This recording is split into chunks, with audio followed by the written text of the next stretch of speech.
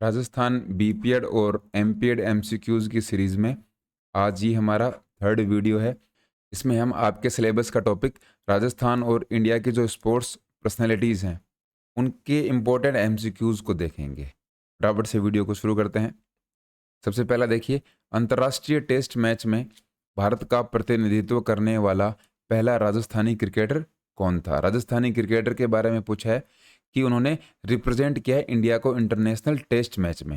Right answer हमारा हो जाएगा Hanumant Singh. B is the correct answer.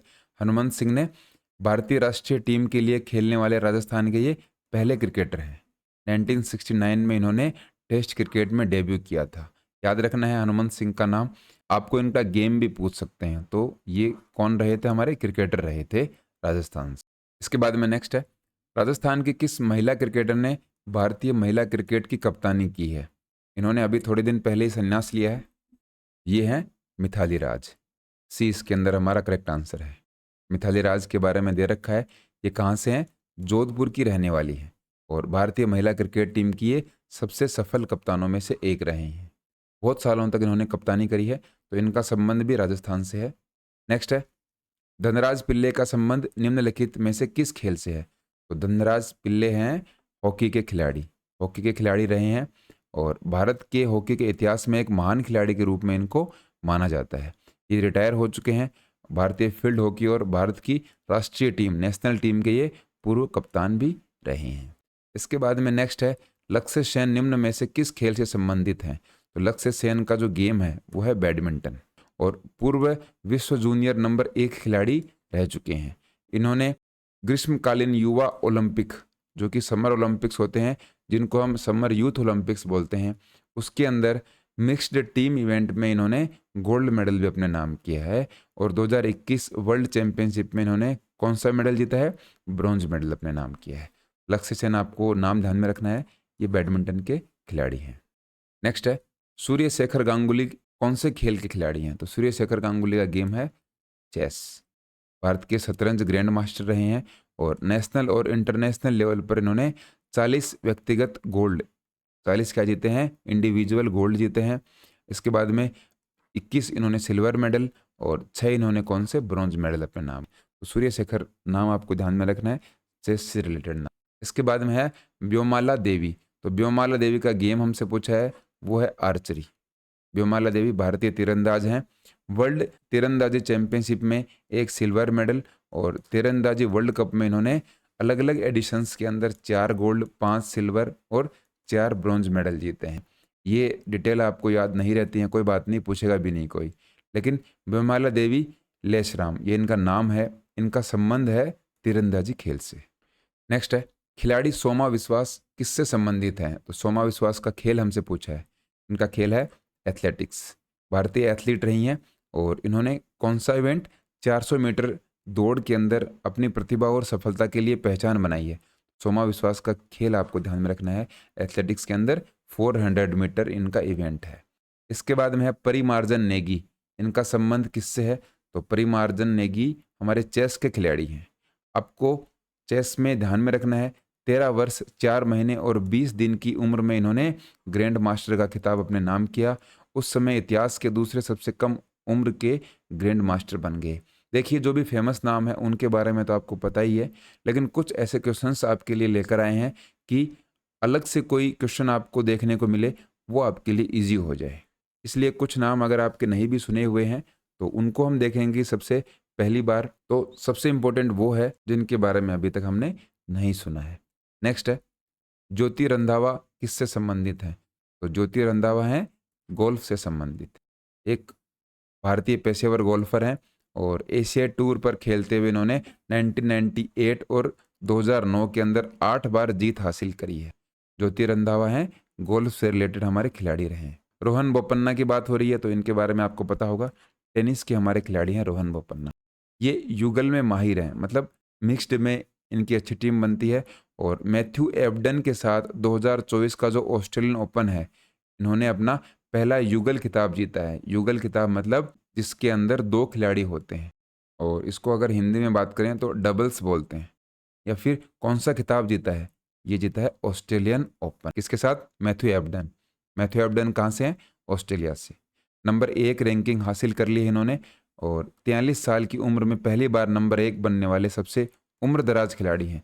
Rohan Bopanna की एज 43, 43 साल की एज में इन्होंने ऑस्ट्रेलियन ओपन जीता डबल्स कैटेगरी के अंदर। इंपॉर्टेंट क्वेश्चन है, पूछा जा सकता है। किस राजस्थानी एथलीट ने पैरालंपिक खेलों में भारत का प्रतिनिधित्व किया? तो सबसे फेमस नाम आपको सी दिखाई दे रहा होगा, देवेंद्र झाझड़िया। ये हमारा करेक्ट आंसर हो जाएगा। ये चूरू से आते हैं। इनका जिला कौन सा है? चूरू जिला है राजस्थान के अंदर। और पैरालंपिक ये जेवलिन थ्रो के खिलाड़ी हैं। ये भी आपसे पूछ सकते हैं, जेवलिन थ्रो या फिर इसको आप भाला फेंक बोल सकते हो। पैरालंपिक खेलों में इन्होंने गोल्ड मेडल जीता है और इंडिया को इन्होंने रिप्रेजेंट किया है। इसके बाद में है, किस राजस्थानी निशानेबाज ने ISSF वर्ल्ड कप में गोल्ड मेडल जीता? तो वो जीतने वाले हैं ओम प्रकाश मिठारवाल। डी इसके अंदर हमारा करेक्ट आंसर है। ISSF वर्ल्ड कप के अंदर गोल्ड मेडल। आपसे इनका गेम पूछ सकते हैं, तो इनका गेम है शूटिंग। ध्यान में रखना है, शूटिंग इनका गेम है। नेक्स्ट है, लिएंडर पेस के पिता किस खेल के लिए भारतीय राष्ट्रीय टीम ने सदस्य रहे हैं? तो वो रहे हैं हॉकी के। A is the correct answer.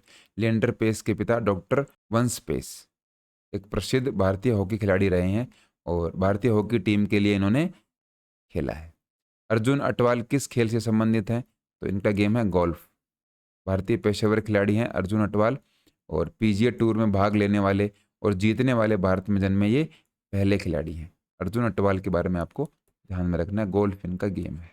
Next है, लिम्बाराम किस खेल से संबंधित हैं? काफ़ी इंपॉर्टेंट क्वेश्चन है, राजस्थान से रिलेटेड बहुत ही इंपॉर्टेंट क्वेश्चन है। तो लिम्बाराम का गेम है आर्चरी या फिर तीरंदाजी। 3 ओलंपिक सहित अंतर्राष्ट्रीय प्रतियोगिताओं में भारत का प्रतिनिधित्व किया है। 2012 में पद्मश्री पुरस्कार से इनको सम्मानित किया गया था। नेक्स्ट है, महेश भूपति निम्नलिखित में से किस खेल से संबंधित हैं? महेश भूपति का संबंध है टेनिस से। डी इसके अंदर हमारा करेक्ट आंसर है। इन्होंने भी इंडिया के लिए काफ़ी अच्छा योगदान दिया है खेल में। तो महेश भूपति के बारे में आपको ध्यान में रखना है। लिएंडर पेस और महेश भूपति की जोड़ी ने भारत के लिए बहुत सारे कंपटीशंस जीते हैं। नेक्स्ट है, फवाद मिर्जा का संबंध किस खेल से है? तो फवाद मिर्जा का संबंध है घुड़सवारी से, हॉर्स राइडिंग से है। भारतीय घुड़सवार हैं। 2018 एशियन गेम्स में इंडिविजुअल इवेंट के अंदर और टीम इवेंट में इन्होंने सिल्वर मेडल अपने नाम किया है। 1982 के बाद एशियन गेम्स में इंडिविजुअल अगर घुड़सवारी की बात करें, हॉर्स राइडिंग इवेंट की बात करें, तो पदक जीतने वाले ये पहले भारतीय हैं, इसलिए इनका नाम इंपॉर्टेंट है, फवाद मिर्जा। मनप्रीत सिंह निम्नलिखित में से किस खेल से संबंधित है? तो मनप्रीत सिंह का गेम है hockey. C is the correct answer. Manpreet Singh भारतीय फील्ड हॉकी टीम के ये कप्तान भी रहे हैं और 4 बार की ये ओलंपियन है। टोक्यो 2020 ओलंपिक में भारतीय फील्ड हॉकी टीम को कांस्य पदक या फिर ब्रॉन्ज मेडल इन्होंने दिलाया था। ये हाफ बैक के रूप में खेलते हैं और पहली बार 2011 में 19 साल की एज के अंदर इन्होंने भारत के लिए खेलना शुरू किया था। तो अब मनप्रीत सिंह के ओलंपिक्स में कितने मेडल हो गए हैं? 2 मेडल हो गए हैं। एक तो 2020 का टोक्यो ओलंपिक में मेडल और एक अब की बार 2024 में पेरिस ओलंपिक हुआ है, उसके अंदर भी इंडियन हॉकी टीम ने ब्रॉन्ज मेडल अपने नाम किया है। लास्ट में एक गोल सही से नहीं कर पाए, नहीं तो हम फाइनल में होते और क्या पता अब की बार हमें गोल्ड मेडल भी मिलता। लेकिन हमारी हॉकी टीम ने 2024 जो ओलंपिक हैं, पेरिस ओलंपिक हैं, उनमें बहुत अच्छा परफॉर्म किया। अप्रिशिएट करना चाहिए, बहुत अच्छा खेले हमारे खिलाड़ी। दीपा कर्माकर किस खेल से संबंधित हैं? दीपा कर्माकर का गेम है gymnastic. C is the correct answer. 2016 के रियो ओलंपिक्स में अपनी उत्कृष्टता के लिए जानी जाती हैं। 4th प्लेस पर रही थी दीपा कर्माकर और भारतीय जिम्नास्ट है। नेक्स्ट है, बुला चौधरी निम्नलिखित में से किस खेल विधा में सुविख्यात है? बुला चौधरी के बारे में पूछा गया है और इनका गेम कौन सा है? वो है स्विमिंग।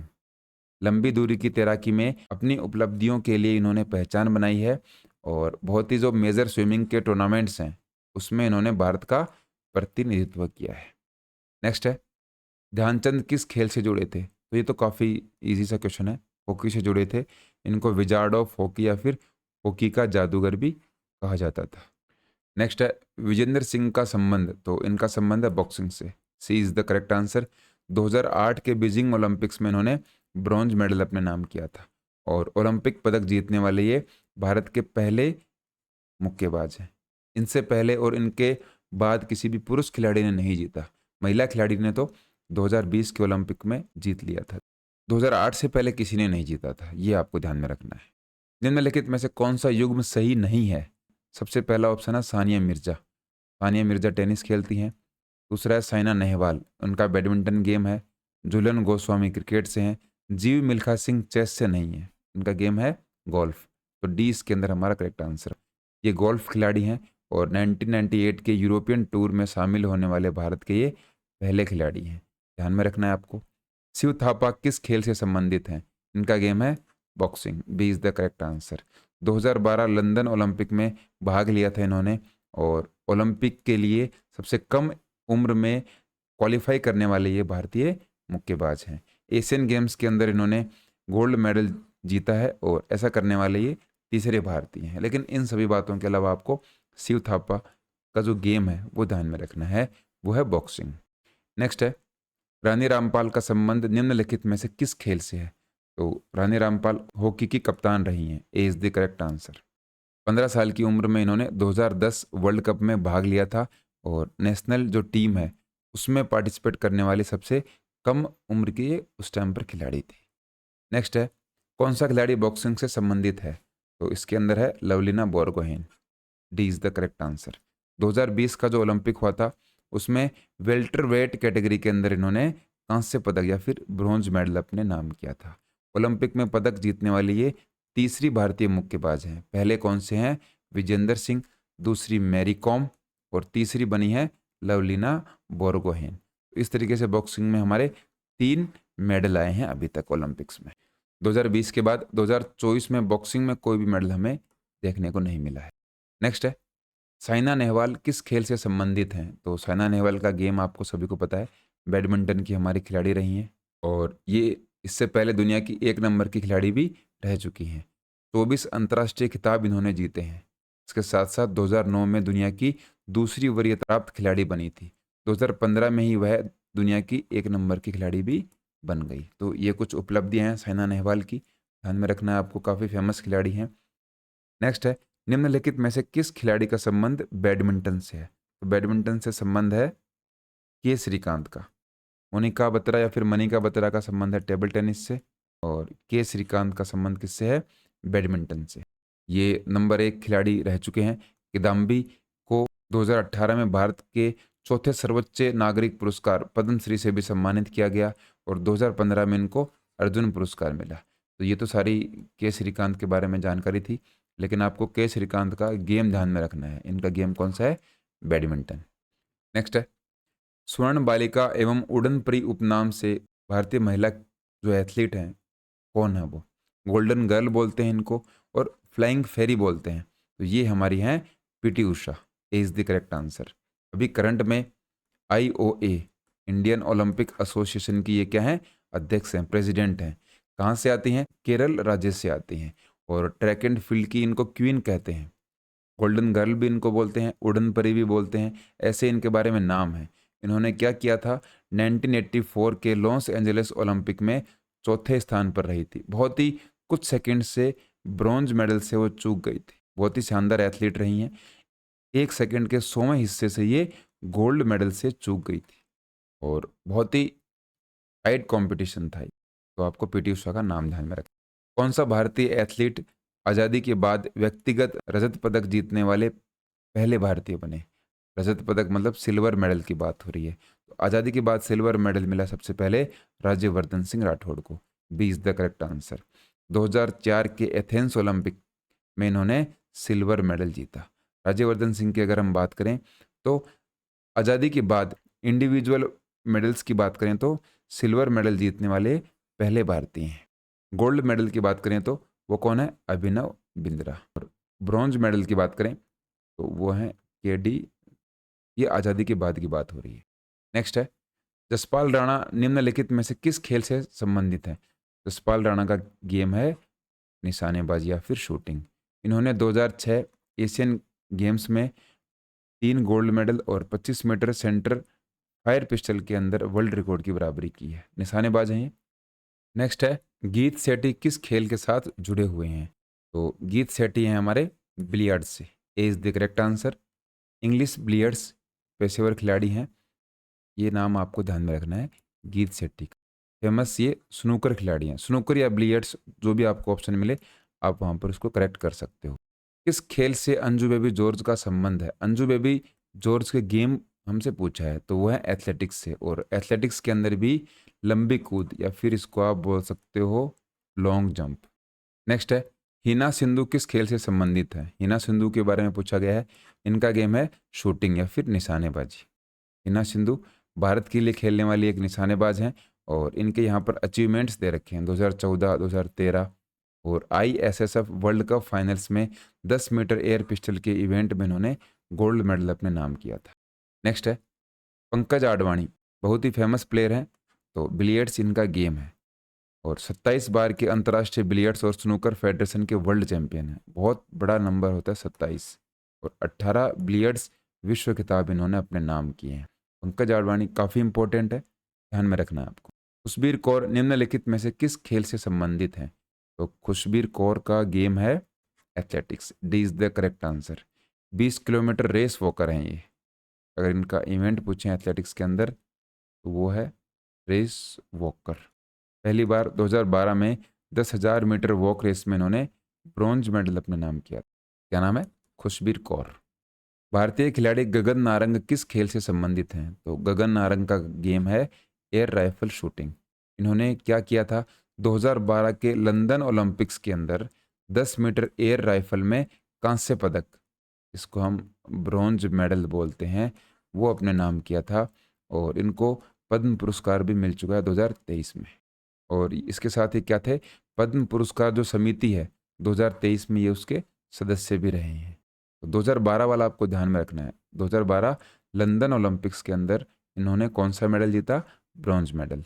पीवी सिंधु का नाम आपको पता ही है, पीवी सिंधु हमारी बैडमिंटन की खिलाड़ी हैं, और ओलंपिक और BWF सर्किट के अंदर बहुत सारे इन्होंने पदक जीते हैं। अगर हम बात करें 2016 के रियो ओलंपिक की, तो रियो ओलंपिक में पीवी सिंधु को मिला था सिल्वर मेडल। 2020 में पीवी सिंधु को मिला ब्रॉन्ज मेडल, और 2024 में इनको मेडल नहीं मिला। इंडिया के लिए बैडमिंटन में 2 मेडल जीतने वाली ये एकमात्र महिला खिलाड़ी हैं। और पुरुष खिलाड़ी भी अगर हम देखें, उनको भी अगर हम शामिल कर लें इस कंपटीशन में, तो उनको भी अभी तक 2 मेडल तो नहीं मिले हैं। किसके अंदर नहीं मिले? बैडमिंटन के अंदर। ओवरऑल बात करें तो इनसे पहले सुशील कुमार हैं, इनको ओलंपिक में 2 मेडल मिले हैं, और अब की बार मनु भाकर का नाम हमें देखने को मिला है, उनको ओलंपिक में 2 मेडल मिले हैं।